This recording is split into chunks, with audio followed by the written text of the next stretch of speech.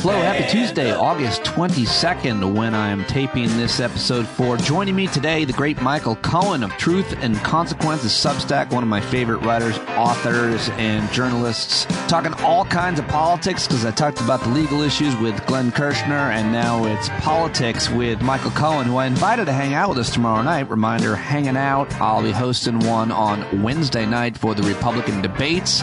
I'll invite Michael, a couple of comedians, and I hope that you'll join us and want to chime in as well. But I think you'll love my conversation with Michael today. It was great to catch up with him. We haven't talked in about a month, and that begins at 16 minutes after the news. If you didn't listen to my conversation with Glenn Kirshner, that should be up and available wherever you got this podcast. Reminder, I will be in Washington, D.C. this weekend, Thursday through Sunday, and Iowa City, Iowa on September 7th, Thursday, September 7th.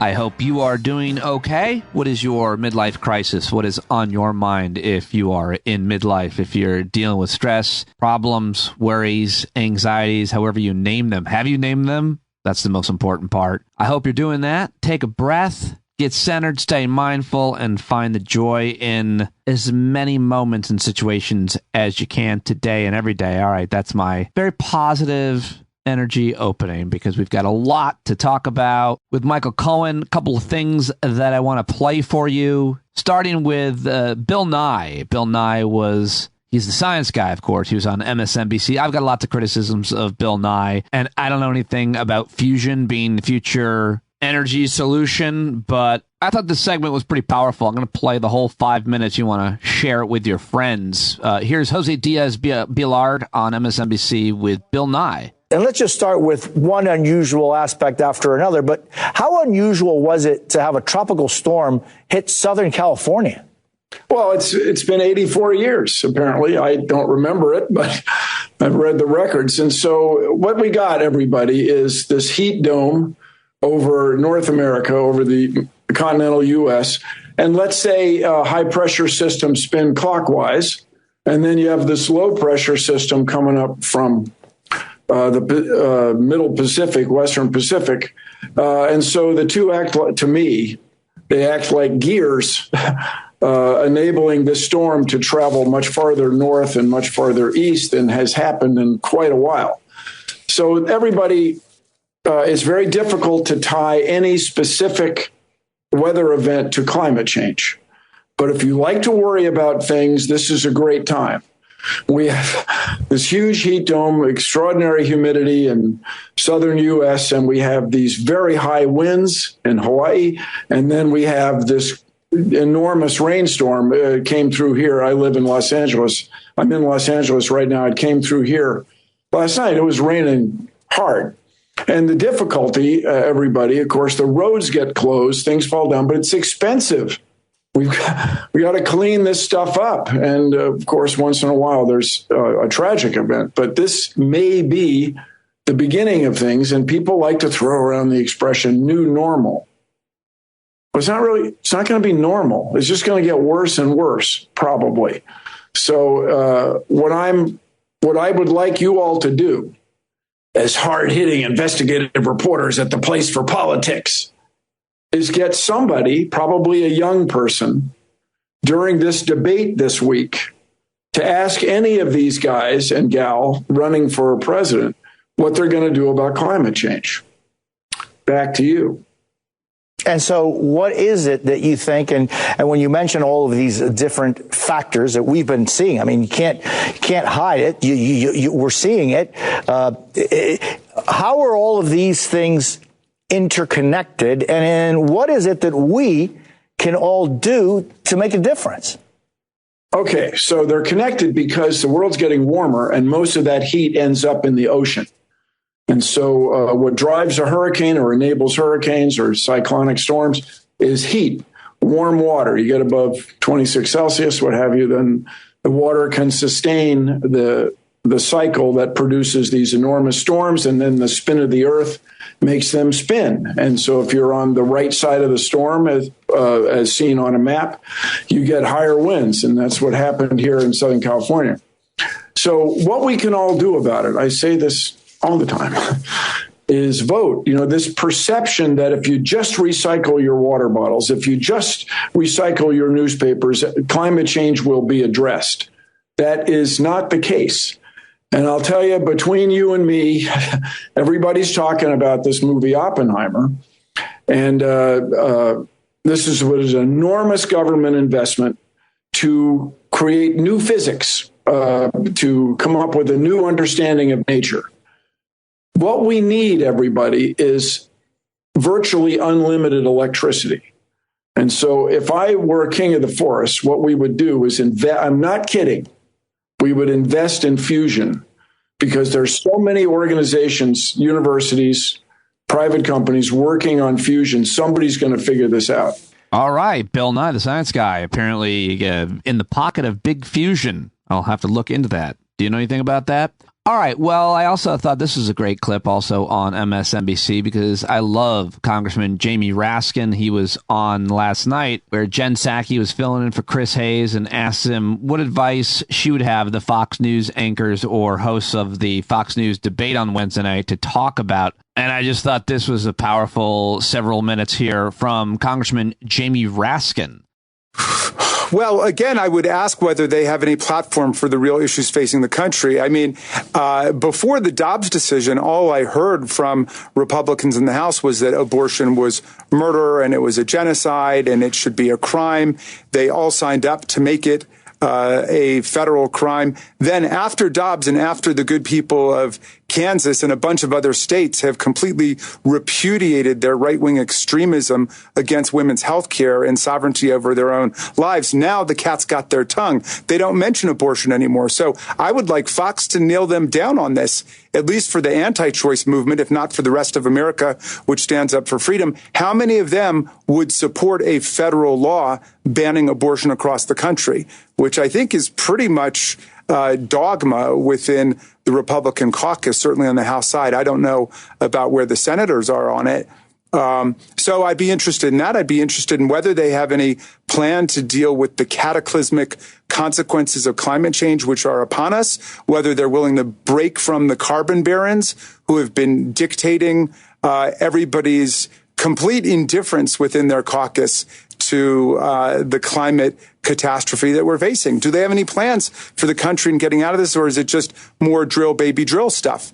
And what is their platform on extremism in the country and fanaticism, racism, the reappearance of authoritarianism? Look at what's happening in Florida with the war on education. Do they agree that slavery was basically America's first apprenticeship program? I mean, is that going to be standard Republican Party doctrine? So, Fox may be interested in teasing out who's going to be the new ultra MAGA Trump. Fine, let's let the country look and see what's happened to their party, because they've taken the party of Lincoln, the party of freedom and anti-slavery and anti-know-nothingism, pro-immigration, and they've turned it into an authoritarian cult of personality. And just like the Republicans replaced the Whigs, maybe another party will come along and try to replace the Republicans. And I do believe that Donald Trump is dragging them down to an historic defeat in next year's elections. All right, there you go. Jamie Raskin and Bill Nye, the science guy, for you. And the long clips, the long form audio clips you get here on Stand Up. And the most interesting thing about what's happening this week, I guess, how would you put it? On Wednesday night, there will be a debate with 8 of the people who've qualified to run against, to seek the Republican nomination for president to run against Joe Biden. But the front runner won't be there, because the very next day, he's turning himself in to yet another court for his 4th indictment in like 4 weeks. I mean, what a storyline. Someday, the movie that is going to be made, or many films, series, is going to be amazing to watch. But it is hard to believe. The front runner is way out ahead. I talk about this with Michael Cohen. And he's not even going to be at the debates, on the debate stage. Everybody on Fox News, by the way, just begging him. He should really be there. He's missing this opportunity. His lawyers probably saying, please just don't. I don't think it's a good idea for you. And the political analysis is, why would you? You're so far out ahead. Why would you subject yourself to being criticized by Chris Christie and the rest of them? So the other big headlines were about climate change and the weather, and obviously talking about that a lot here in summer in America. Kansas City Public Schools are releasing students from all schools early this week due to extreme heat and temperatures well over 100 degrees, the heat index there in Kansas. So that's a crazy thing to see. And the latest numbers I'm seeing that Hawaii says 850 missing after the Maui wildfires. And President Biden was there in Hawaii, in Maui, on Monday. And here is the president. And for this, for as long as it takes, we're going to be with you. The whole country will be with you. You know, we will be respectful of the sacred grounds and the traditions that rebuild the way the people of Maui want to build, not the way others want to build. We're going to rebuild the way the people of Maui want to build. But, you know, it's going to be hard. America's deadliest wildfire in over a century. And Jill and I have what's left, walked Front Street, what's left of it. We've surveyed the damage from the air as well. The devastation is overwhelming. And then the president threw buckets and boards and paper towels at the people of Lahaina. No, I'm kidding. That's what the last guy did. All right. So I also thought this was really good. I wanted to include this because I was moved by Governor Josh Green, who first thanked President Biden for his quick response and then talked about what it was like there and how they're dealing with it. I thought this gave good context. This is Governor Josh Green with President Biden, Dr. Jill Biden, standing right behind him. I'm going to happy to turn this over to the Governor Green. Thank you, Mr. President. Before my formal remarks, which are brief, I wanted to say that I was deeply moved by the President as he shared with us by phone about his experiences of loss and how Senator Inouye helped bring him back and how as time has passed, he's back here with us in Hawaii. You could feel a deep, deep commitment to playing that forward and caring for our people. So, thank you, Mr. President. Guy's trying to get a cabinet job. Friends, we've been through so much together in recent years. We had 3 years of the COVID pandemic, which left us isolated. We've had volcanic eruptions in 2018 and 22, which ravaged Big Island, and there are scars here in our people's lives from opioids and homelessness. But none of this has been as tragic as the fire in Lahaina, which over these past 13 days has come down on us like a mountain. The amount of loss we've experienced in such a short time will be difficult for us to even fathom, but we'll hold each other up. Our hearts are broken and we'll heal. But with the assistance of President Biden, the federal government, and the love and compassion and resources throughout our state, we know we have the support to lift us up as we find those who are lost. We'll deal with the tragedy. The president, within 6 hours, met our needs with the federal movement. 6 hours. I don't think that's ever happened before. So it's our deepest appreciation to you and Dr. Biden. Thank you. All right, that's Governor of Hawaii, Josh Green, of course, a Democrat there. And apparently, according to our friends out in California, well, this is the New York Times reporting, record rain but minimal impacts from Hillary. A powerful storm named Hillary broke rainfall records, downed trees and power lines, knocked out 911 systems, and transformed roads into streams in Southern California this weekend. But after an early assessment of the storm's impact today, officials said the worst appeared to have been evaded. So full damage assessments can take time. I saw some crazy pictures and videos in California and in Nevada as well. How are you guys doing? And in other news, folks, in Ukraine, President Volodymyr Zelensky traveled to Athens, Greece, fourth stop in a European tour aimed at securing more support in the war against Russia. In the UK, a nurse was sentenced to life in prison without parole, a rarity in the UK, for killing 7 newborns and trying to kill 6 others. And grieving from the loss of 2 friends in a mass shooting, Tennessee's Republican governor has called for a law to temporarily restrict an individual's access to firearms. Republican allies are set to thwart the measure, but keep your eyes on Tennessee, where it seems things are changing, if ever so little. New RSV vaccines are now available for older adults as an antibody therapy for infants. And a new study says that 1-year-olds exposed to more than 4 hours of screen time a day experience developmental delays. Yeah, it's probably a good bet to keep 1-year-olds away from the screens. Seems like a fair guess for parents. One news story I've been kind of obsessed with, talking with our friend Karen Madison about this yesterday, is how the Spanish president of soccer in Spain, and during the celebration of the World Cup win on stage, he actually kissed on the lips one of the players. And somehow he still has a job, and I'm pretty obsessed with that story. How is that a thing? I feel like that wouldn't happen in America if it was a male coach or male executive of a female team or female sport. If a guy did that, that would be it. I just think he wouldn't do that. I don't know. The creepy dudes in American culture seem to groom the athletes for a long time and then assault them, but wouldn't probably kiss them on the lips on stage. Is that a Spanish thing? Anyway, I'm pretty obsessed with that story.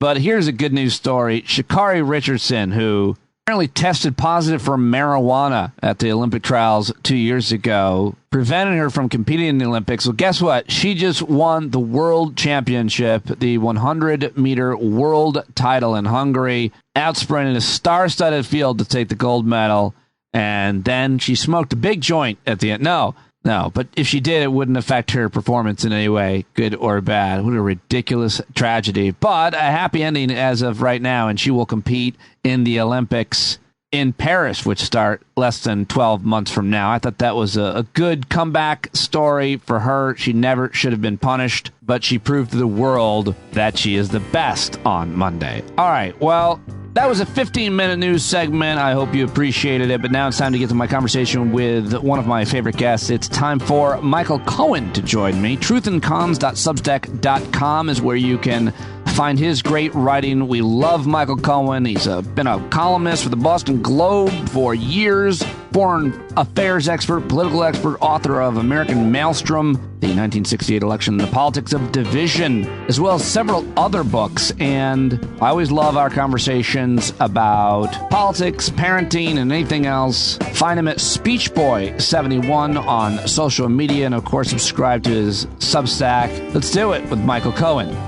Oh, there he is, Michael Cohen, looking very good. He's got some new lighting, or maybe just he's doing something with his skin. You look great. Thanks for joining me.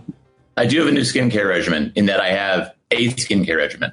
Oh, you just started skincare at this age? Is that the deal? Well, not really. It's that I had never had a skincare regimen, but my 11-year-old daughter is very into her skincare regimen and has been recommending things for me to do. So, oh, yeah, my daughter, same, but I just didn't do them. She wants me to rub a stone on my face or something. Yeah, it's just a moisturizer, and I figure I can humor her on this one. So, also, I don't trust my daughter. I think she'll just be like, no, you really should put toothpaste on your eyelids before you go to sleep. I'm like, okay. Well, look, I'm sure that you can chalk it up to bad parenting. Now, there's no doubt that my bad parenting, all of my jokes are coming back, especially with Julia, which is good because Ava's gone. Did you hear? My daughter has gone to college. I know. Yeah. I felt for you. I know that it was the early empty nest. Or the first empty nest, but not fully empty. Not fully. It's still bedded with one Julia. She's about to be 16. And you got some time. Will now be pouring all of my time and resources into her. She's super excited about it. I'm sure she can't wait to have all that attention from you. I do. One thing I haven't done that I'm pretty sure you've done is, I have some shame around this, but still, people know I'm not a huge music person. I like to listen to music, but I can't talk about it. You always can talk about it, and you've been going to concerts your whole life, and I've never brought either of my daughters to like an actual concert, and Julia and I are going to probably do that. Is that a thing you've done with your kids? So it's kind of a funny story. I was taking my my oldest daughter and my niece to Beyonce. This is in August. I took them. Supposed to take them we were up in Cape Cod. So we went to this show up in Boston or Foxborough, and my daughter was sick, which was incredibly disturbing because I paid a lot of money for these tickets. She was fine, of course, but she didn't want to go. So I just took my niece to the concert, and it was fine. It was fine. I look forward to taking my actual children to as well, but it's something we're planning to do. We haven't really done yet. Oh, okay. You haven't done it then. So I just figured that was something that you did with your kids. My question is, like, do they enjoy being at a certain age I feel like they might not enjoy being with me at a concert, and I'm not sure. I think she probably will. I think we'll have a good time.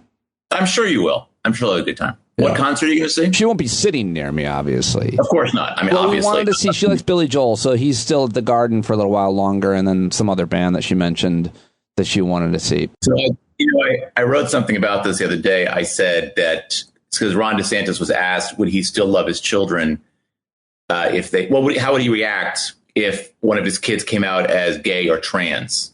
And his answer was, I would discuss that. I'm not going to get into it here. And my response was the only correct answer to that question is I love my child unconditionally, which is how I would respond to that question. But I do make two exceptions, which is one, if they become Yankees fans, or two, they express interest in attending a Billy Joel concert. And in that case, I would actually disown. Wow. Yeah. That's really surprising to me to hear you be so. Yeah. Huh. I don't like Billy Joel or the Yankees. So, I told my kids, and my kids know this. They know that there's certain lines that can't cross. But that's it. That's really it. Really, anything else is acceptable.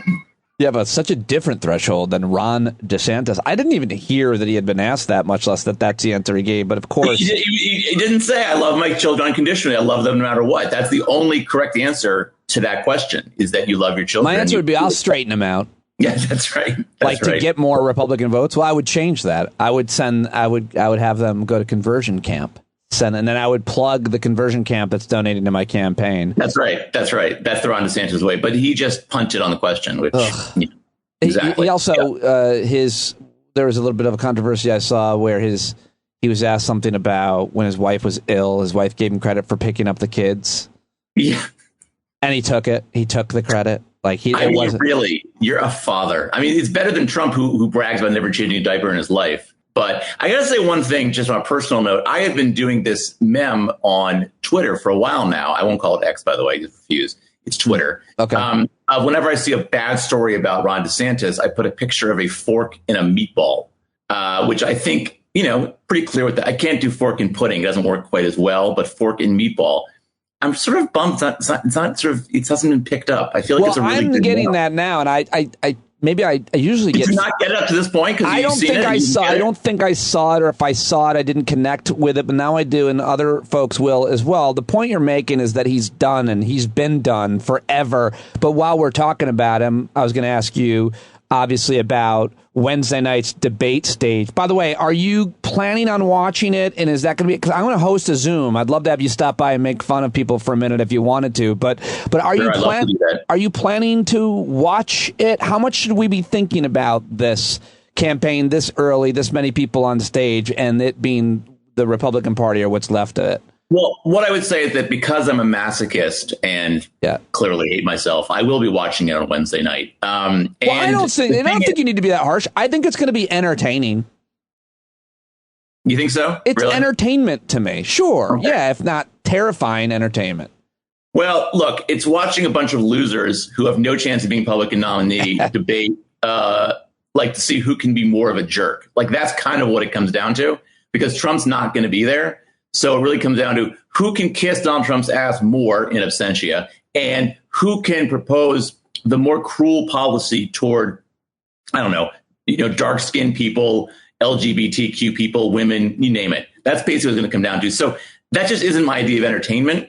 And I just think that's what it's going to come down to. And I'll just find myself more and more annoyed as the evening goes along. But I am going to watch it. And I may even I won't make them watch it, but I will invite them to watch it with me. Well, you should stop by our hangout and feel free to have some popcorn with us. The breakout star, of course, is going to continue to be, because he's a soundbite machine, Vivek Ramaswamy. This guy is a real. You tweeted something about him today regarding his new conspiracies around 9/11, I guess. Yes. And but he's the king of the soundbite. This debate the goal is to generate a soundbite. Most people won't be watching the debate. They'll see the clips the next day and days after. Vivek is the soundbite man. What do you say? So I have this sort of theory about him. I have a piece I'm thinking about writing why I think he is the terrifying future of Republican politics. And I say that because he combines know-nothingness, as in he knows nothing, with about public policy, with cruelty and what's the last thing he has? Well, the cruelty, the know-nothingness, and there's a third one. Oops, I'm forgetting it. But basically, he's a lot like Trump. Oh, but he's not a politician. Right, not a politician. So he's a lot like Trump in that he knows nothing about what he's talking about. He's never been in politics before. He comes up with crazy fakakta ideas that have no chance of actually happening, like he's going to restrict the voting age to 25, or he's going to fire a third of the federal workforce. But to the monkey brain Republican voter out there, it all sounds very appealing. Right. And so he reminds me of Trump in a lot of ways, that he is as sort of inclined to play to the cheap seats as Trump does. And why he's terrifying is that he's clearly decided, like, this was the way to get attention from myself. Right. And it's working, I think. And it's working. He got Don Lemon. He helped get Don Lemon fired, for God's sake. Well, I mean, for that one, I think we actually owe him but yes, yeah, I agree with that one. But I just think he is a fascinating example of how, basically abject cruelty and a complete, indifference to the basic, job that he wants, to the attributes of the job that he wants, or just the basic skills that he needs to be good at it, are allowing him to rise up the ranks. So, for example, I was struck by something the other day. There was this clip of him on CNN where he said that, he has no problem with Vladimir Putin keeping some of his territories captured in Ukraine.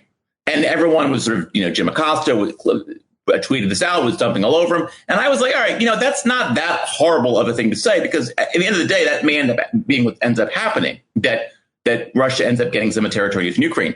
But it's what he also said, that he's going to go to Russia, he's going to go to Moscow, meet with Putin, and convince him to end his alliance with China and come back to be allied with the United States. I mean, that is literally how children think about foreign policy. OK, that is never going to happen. Not any chance in hell. They wouldn't even put that theory in one of those television shows based on the Secretary of State, like The Diplomat, or the Madam Secretary. That show, Madam Secretary. They was ridiculous. Were you crazy? Ooh, that's not going to work. Yeah. I mean, it is so stupid, but it also shows just an absolute lack of appreciation and understanding about U.S. foreign policy, about how the Russians think about any of these things. It's just incredibly stupid, and that to me is much more damning of him that he wants to, wants Putin to have some territory in Ukraine. I mean, he just comes across like an idiot, because he I don't think he's an idiot, but what, he's like a biotech entrepreneur. If I was basically running for president of biotech entrepreneurville, right, I would be like an idiot also. I know nothing about that. I think that the United States, there's nothing about it. He's like an idiot.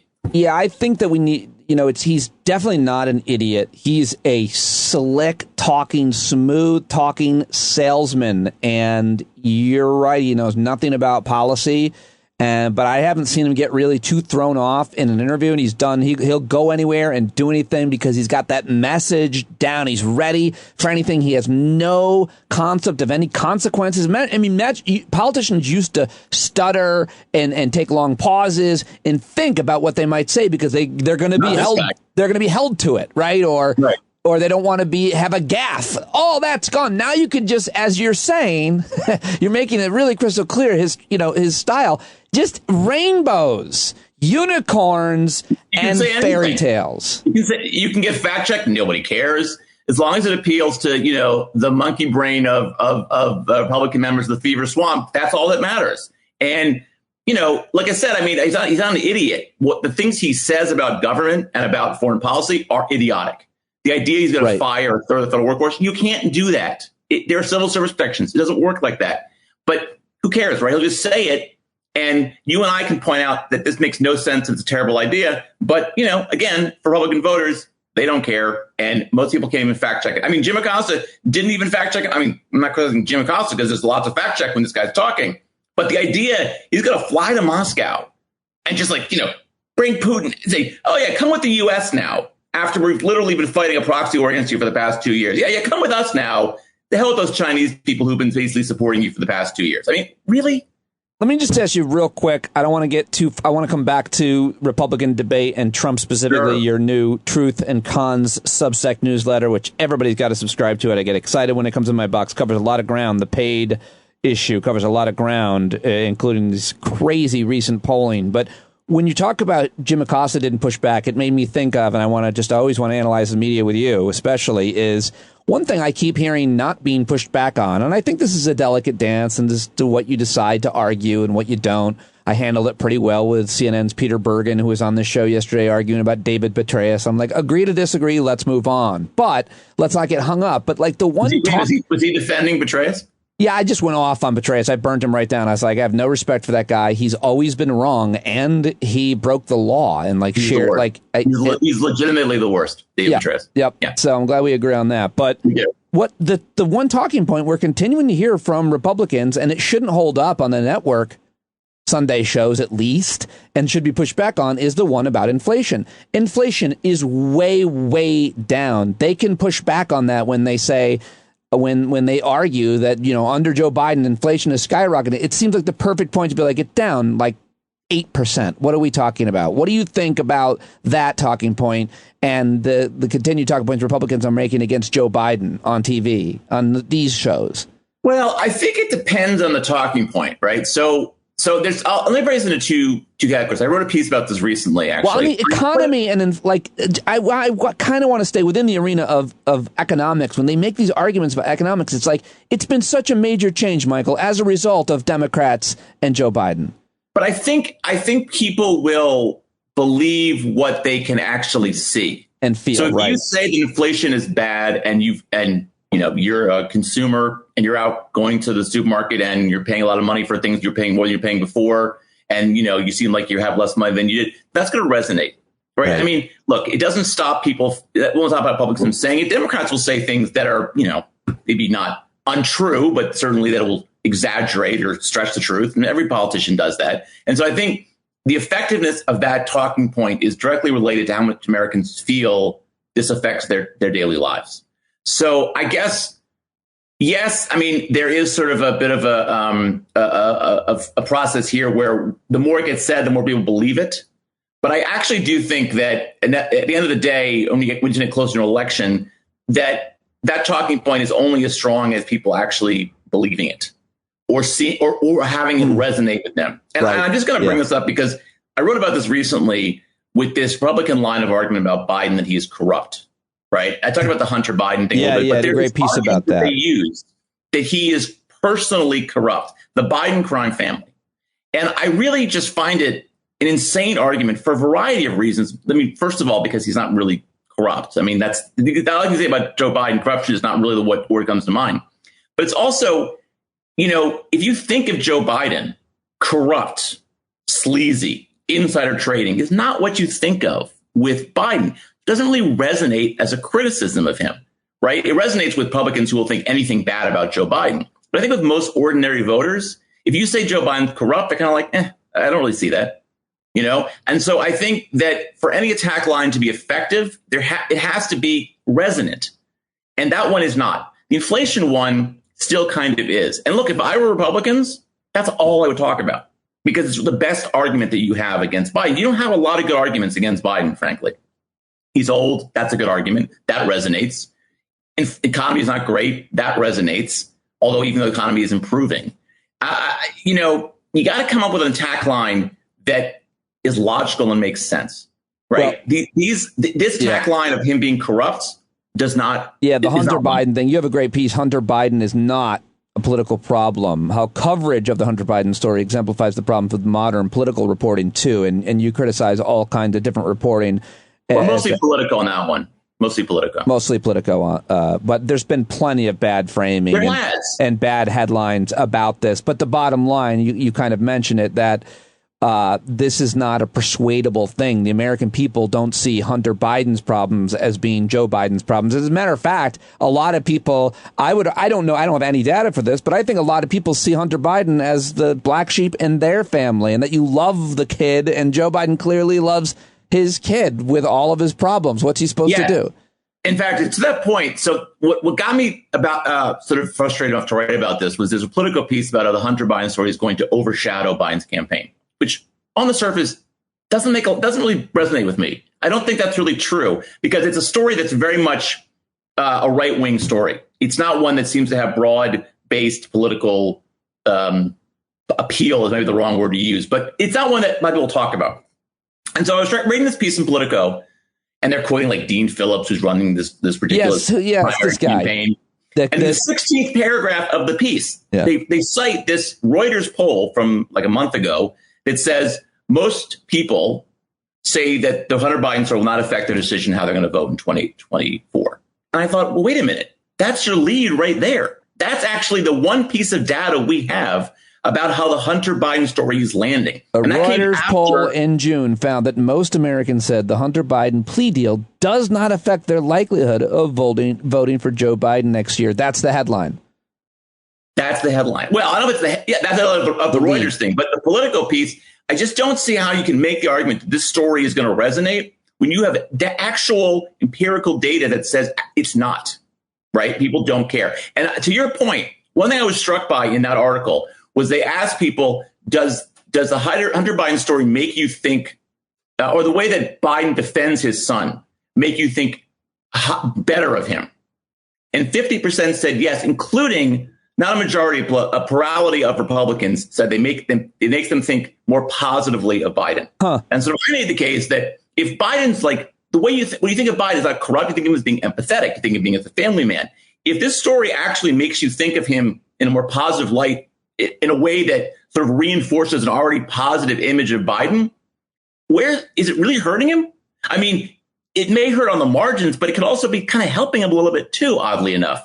So what struck me about this is like this is journalists, and I don't begrudge them. I get it. It's boring. It's not a lot going on in politics. You want to find a story, you want to find some way to sort of say like, oh, this is going to affect the election. But I really don't see the evidence this is going to affect the election. And I think you're going to keep seeing stories like this between now and next November of people saying, of reporters saying, oh, this is a really important story. And the reality is it isn't. And part of it also is because we have two incumbents, if Trump's the nominee, on the ballot next November, which means people have already made up their minds about these two people. So trading them that, they should change their vote or change their opinion about them is really, really difficult to do. So I don't think Hunter Biden or any of the story really is going to do that. Do you have anything to say about any of the other candidates that are running not as Republicans, from Cornel West to the comments that this Congressman Dean Phillips made to obviously the no labels idea, potentially still a Joe Manchin? You've got RFK Jr., who seems less likely to be a threat in almost any way, more and more in a Democratic primary. But any thoughts about any of them? Because I feel like that might be missing from the last couple of pieces that you wrote, including this really interesting one today, but with all this polling, is you're talking obviously about Republican nominee and Democratic nominee and Joe Biden, likability, favorability, and everything. But what about all those other guys? You don't think about them much, or you do? It's just what? I've already written about Robert Kennedy. I think we should talk less about him. I just think that he has no chance of being the Democratic nominee, and I mean, no chance of even getting more than 15-20% of the polls, and it's not even a story, really. He recently said that he'd support a national ban on abortion at 12 weeks, which is 3 months. And I just was like, you're running as a Democrat? It's ridiculous, right? A national ban on abortion? Look, honestly, to be frank, I think there's something seriously wrong with Robert F. Kennedy Jr. I think there's something seriously not right with that guy. Well, I just think, this isn't a story. And Dean Phillips, is ridiculous story in that I think he's just looking to getting on Meet the Press, other Sunday shows, which is working. But this guy is not going to run. And if he does run, he's not going to do anything. And on the no label stuff, look, I'm just very skeptical about this. Third parties always peter out when you get closer to an election. I think people understand the stakes of this election pretty well. I just don't see a lot of people going for third parties. I think if anything, I would imagine, my kind of probably hot take on this is that a third party may end up helping, like a no labels thing may end up helping Biden more than hurting him, because I think you're more likely to get people who don't want to vote for Trump but don't like Biden either to sort of send them to go third party as opposed to losing Biden voters. I could be wrong about that, but it's not something I'm concerned about. I'm glad that you feel that way. That's good. I think these are non-stories, and I think in general, like third party candidates, the press loves to hype these things up. They never really, with very rare exceptions, they almost never go anywhere. Yeah. And I think in a polarized environment like we have now, they're just non-stories, frankly. Yesterday, there was new CBS News poll that got a lot of attention because one of the questions in the poll is, if you trust, I can't see the exact question. Where is it? Basically, people said that they trust Donald Trump more than their friends and family or conservative media types or even religious leaders. 71%. Who do you trust to give you honest information? 71% said Trump. 63%. These are Republican voters.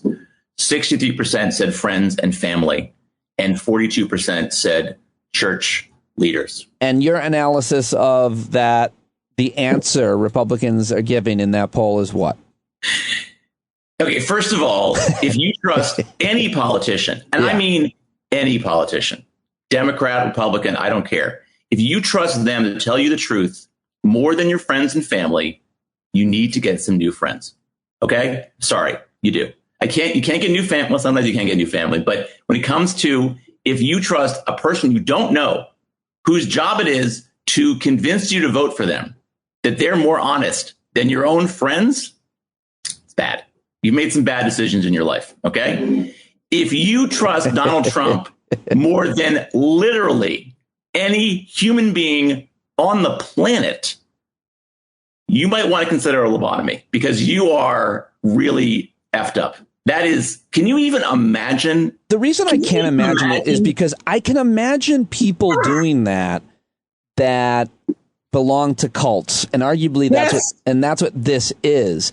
But I can also imagine people doing that, having people in their life that they trust more than any other people. But usually I would think, certainly I feel that way about certain people, because they've established a lot of credibility. I mean, honestly, it's why I have you on the show. And the people that I have on often, there's a certain credibility about their analysis, and so I trust them more. Nobody's perfect, whatever, but like certain people win. And when you look at Donald Trump's record about what he says he's going to do and whether or not he does it, and I'm talking about like paying you for your service, not the wall. I'm talking about this guy hires people and doesn't pay them. Then why do you trust a person who's the least trustworthy person? But I think it's also like, I mean, it's just a weird thing. I mean, I think Barack Obama was a really good president. I wouldn't trust him more than, most of my friends, certainly not my family. I mean, it's just a crazy, crazy notion to me. And I can't really imagine feeling that way. It's just, it's very strange to me. But, that's even separate than the just absolutely insane notion that you would ever trust anything that comes out of Donald Trump's mouth. I mean, he's like the most dishonest person I could possibly think of. It's crazy to me. It really is crazy to me. Almost anybody that's ever been around him or worked with him, not you, not me, according to all of his chiefs of staff. Like all of the people in business, everybody in New York, and so how do you? But that just goes to the point of he's a religious figure to them. I was gonna use the line, I trust Joey Suzu more than Donald Trump, but I figured no one would know who that is. I got that right. You get that joke. You know. I'm old enough. Well, so I think the larger, scarier point is not only do they trust him more than everybody, and probably even more than Jesus Christ himself, who they now think is a liberal pussy, apparently. Right. But liberal woke pussy, I think, is the actual accurate. Pussy. He's now polling at a higher margin than any politician I've ever seen for any office ever. And after he's already destroyed us in so many ways. And so he's not going to show up at the debate, which you say is pathetic as a politician, but strategically probably the right idea. Pathetic as a guy who wants to win elected office. I guess guy who wants his public service, but for a politician, actually kind of makes sense. He really shouldn't show up. I wouldn't show up either if I were him. By the way, some people argue that his lawyers are telling him, don't go up there. You could incriminate yourself further in so many of these cases. I wonder if there's any calculus there. Did you see that today? He said, I have immunity from what I did. It's like if the OJ "If I Did It" book, but in a Trump tweet. He's saying basically that he did these things and he has immunity from them. Exactly. It's, if I did it, I have immunity, so it's okay. I mean, I didn't see that. If I was a lawyer, I'd tell him you cannot speak at all. Yeah, but I think it's also the case where, politically, where's the upside for him to go there? I mean, they're not all going to attack him. I mean, Chris Christie would attack him, but most of them aren't going to attack him. But nonetheless, I mean, it just, he's at 50% in most of these polls. All you have to do is hold serve. You don't have to really gain any more followers. You just got to not lose too many. And it's funny. I saw this thing today. I was going to write about it. Steve Kornacki, who I think is great, one of my really good analysts, a really smart guy. He was kind of hyping up the NBC poll thing. He said, Trump is ahead by 25 points, but there's a path for Republicans because they have high approval ratings. And I was like, really? I want you to identify for me the Republican who thinks highly of Trump and DeSantis, but is going to change their mind and go from Trump to DeSantis at this point.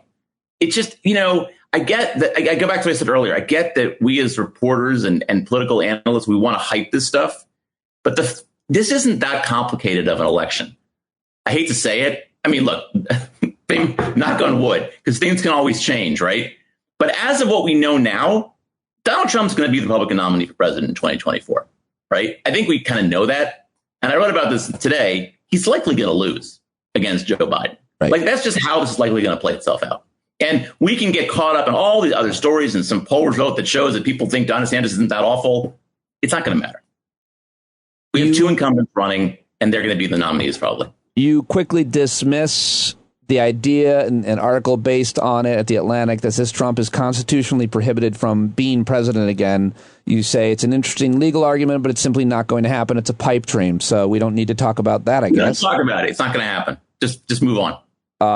Wanted to ask you about, you included this in your newsletter today for paid subscribers like me, the store owner named Lori, I got to find her last name, in California was shot and killed by a man who didn't like her pride flag that she was flying outside of her business. I seeing that, we see all these tragedies that occur every day, and I feel like this kind of thing is so much more impactful in that you think about that shooting at the Pulse nightclub, and you think about how members of the LGBT community have been targets so often in so many different ways, and you're flying that flag and now you're dead. It really scares a lot of people, and I think that we have to just all get those flags now and fly them in solidarity, because what's happening is as a result of the rhetoric.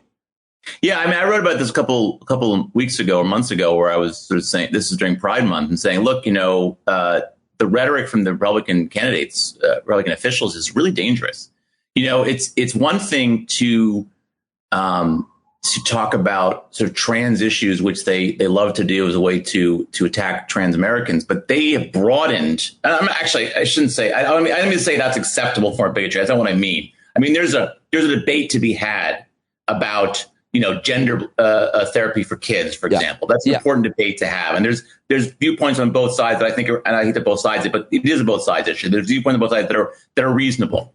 But what they've done is take that argument and on trans issues and turned it into basically an anti-trans argument, first and foremost. And then they broadened it even further to be an attack on just overall LGBTQ Americans, right? Because the attack on pride, it's not an attack about, we're worried about, what's happening to kids. No, it's an attack on all LGBTQ Americans. That's what it is. And so you saw this, over the summer and in the spring with these, attacking Target for having pride clothing, right? Or was it Bud Light for having a pride, having a trans influencer? But anything pride related has now become a opportunity for Republicans to freak out. Yep. And I think this is what I think it often happens with Republicans. They find some wedge issue and their followers are happy to just expand that wedge to attack an entire group of Americans, which is happening on the LGBTQ issue. Yep. I don't know what happened in California shooting.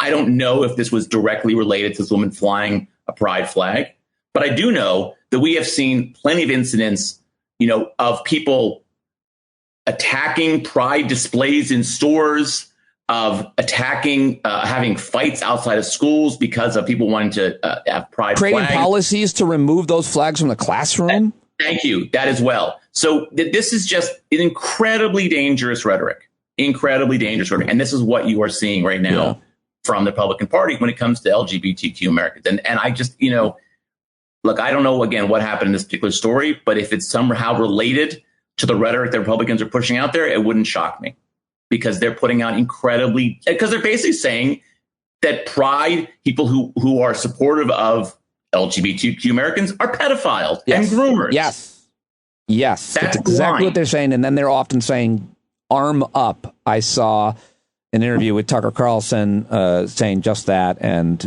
it's incredibly disturbing. And so I'm not surprised by it. And this is the kind of rhetoric that should scare people. Finally, Michael, I did want to have you weigh in on one of the most important controversies of the past week. And it's about Junos. Bradley Cooper, the actor, playing Leonard Bernstein, and he's wearing a prosthetic nose. And some people somewhere, I don't know where, I'm not sure exactly, were outraged, saying that was anti-Semitic. Leonard Bernstein's family says, stop this nonsense. We love it. We think it's fine. Do you think, are you offended by Bradley Cooper wearing a prosthetic? He's not Jewish, and he's wearing a bigger nose to play a Jew. Yeah. So is Bernstein a Jew? I'm just guessing. I don't know. Okay. So I haven't followed this story that closely. Oh. So I was imagining you were going to have a whole issue of your Substack about this. I'm surprised. No, it's just gonna piss me off, and I don't want to get involved in it. Here's what I'm going to say about this. There is a phenomenon in Hollywood of casting non-Jews play Jewish characters, and it is. I'm trying to think. There's a word for it. It's like not goy-splaining, but it's kind of like it's a phenomenon you see more and more. And I know I have some friends who are Jewish, who are actors, actresses, who complain about this a lot. In that you see you wouldn't imagine a white actor playing a black role, or you might see a black actor playing a white role. Would have complaints about a white actor maybe playing in that role of a Hispanic or an Asian character. But when it comes to Jews, no big deal. And I think, there's lots of examples of this, right? Bradley Cooper, who is as Goyish as they come, right, playing Leonard Bernstein as opposed to a Jewish actor. The better one is Miss Maisel, a show I kind of stopped watching because I was annoyed about. Rachel Brosnahan, who is a very good actress, is not Jewish, but she plays an incredibly Jewish character on that show. Her father, Tony Shalhoub, is Lebanese, I believe, not Jewish. Yeah. I think the character is Jewish. But basically what you have is these non-Jewish actors and actresses playing Jewish roles. The best example is Helen Mirren playing Golda Meir, right? Golda Meir look kind of Jewish. She was, she had the Junos, she had the whole thing going on. Helen Mirren also. That movie's not out, is it? Not out yet. Yeah. Okay, go ahead. And then, of course, there was some complaints about Oppenheimer that Cillian Murphy, not Jewish, playing a Jewish character. Also, Robert Downey Jr. He's not human, by the way. Sorry? That guy is not human. He doesn't strike me as human, that actor, Murphy. Who? Murphy? His eyes are pretty crazy, He's right? fucking nuts looking. Anyway, go ahead. Yeah. But I think now the better complaint is like a show like Miss Maisel, which the character is so ostentatiously Jewish that it's worth asking, why aren't you playing a Jewish character? And I think also Ruth Bader Ginsburg, the actress who played her in the biopic, was not Jewish either. And I think there is a legitimate complaint for Jewish actors and Jewish Jews who in Hollywood as to why Jewish actors are not cast in Jewish roles. And I think the idea is that they are too ethnic, and that you want somebody with more sort of, American, all-American, sort of looks to play a role like that. And so I'm not going to get into the prosthetic, but I do find it frustrating that on all of these very prominent Jewish characters, you don't have Jewish actors playing them. Why do you wear a prosthetic nose is a question. Oh my gosh. There we go. Here it is. I think you make good points. I did not think funny, Pete. I did not think there was that much to say or think about. I thought you would dispense of it quickly. You've actually convinced me to think about that more. Jewish actors not play, but it does beg the question: how do Jews run Hollywood if they're not even casting Jews to play Jews? Here's the better question: how do Jews run Hollywood and Mel Gibson still has a career? That's the real question. And I think the answer is, I hate to say this, I think the answer is for a lot of Jews, they feel that they want to sort of play down their Jewishness, at least when it comes in the professional realm, because it can be seen as a reason for people to attack them. I also actually, this thought of this, I've not thought this out. I shouldn't say it. Maybe I'll like the idea that because you are a certain ethnicity, you need to somehow be in solidarity with your people is confusing to those of us that think of that as a general ethical principle that people would or are, especially if you're marginalized. Maybe I've never had any solidarity with anybody but the bald whites, but it's like the idea that, when I argued with the Jewish executive at SiriusXM not to rehire Steve Bannon because he was a Nazi, he was like, listen, I'm an entertainment executive.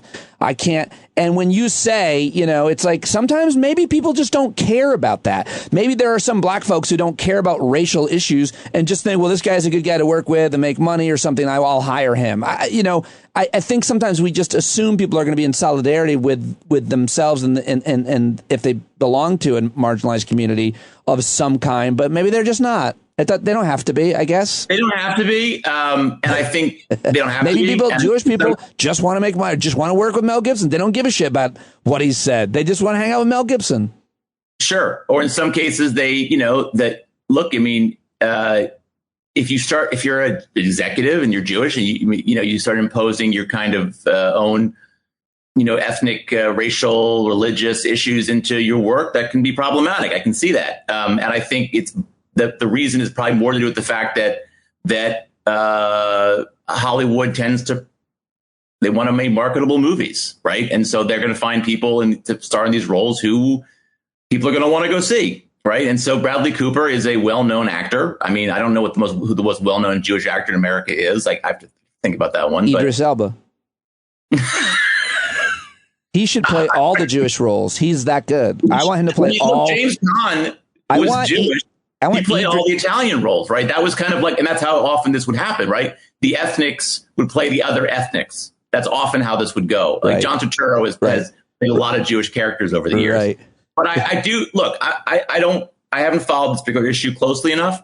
But I just think this is there is an issue here. I'll just say this: if Leonard Bernstein, if it was a Hispanic character or an Asian character, and Bradley Cooper was asked to play it, people would be up in arms about that.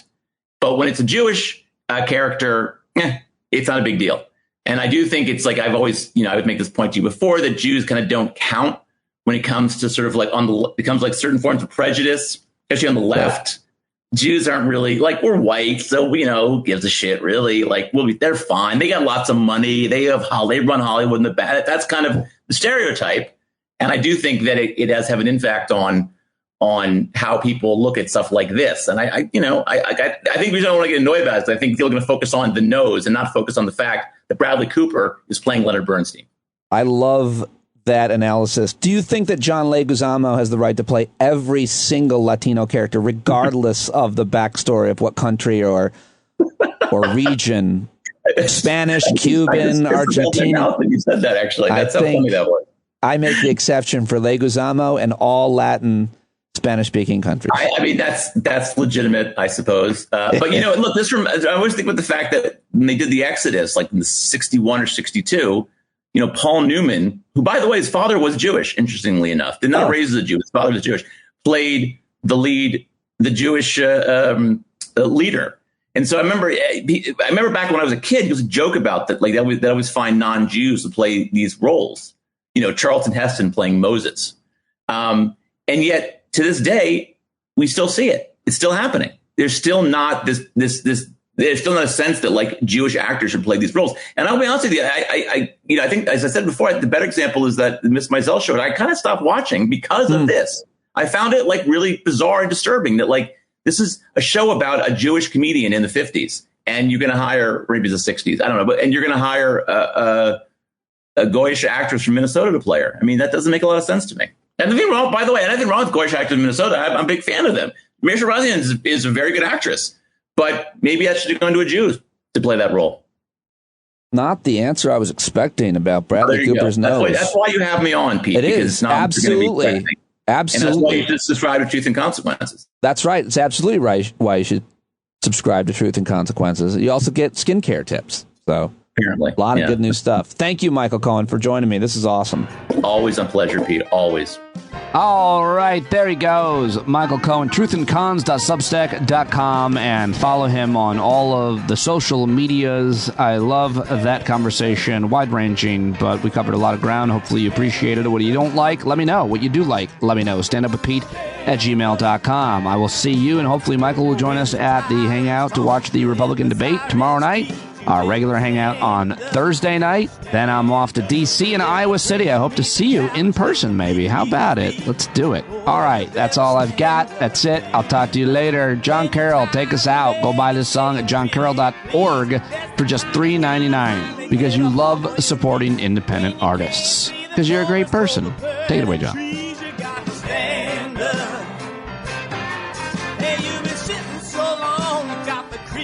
Knees, you gotta stand up, stand up. I think you're driving wheels with leaking grease.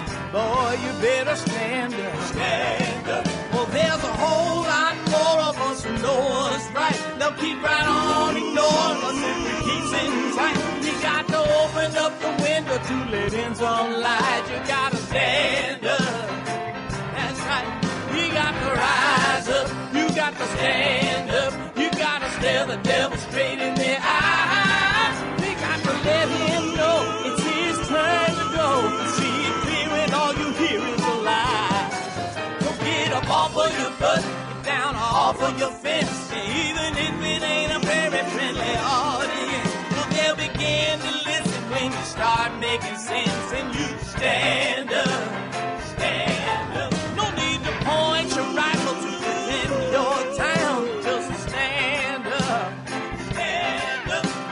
Can't deny you what you're laying down. Boy, you better stand up. Stand up.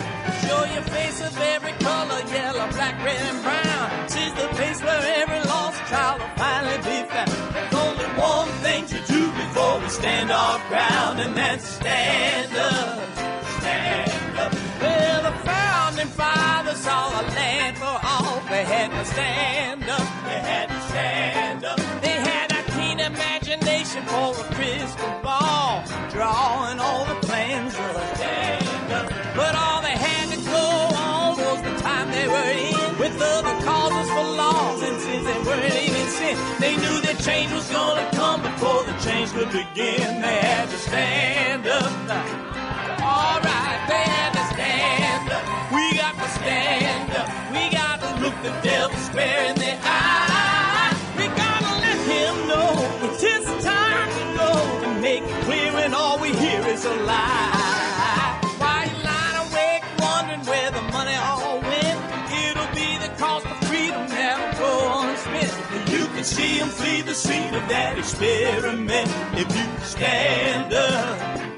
All right, we got to speak up, we got to reach up and raise your voice in every way you know how. Don't be toes up, you got to show up. Ain't no better time to do it but now.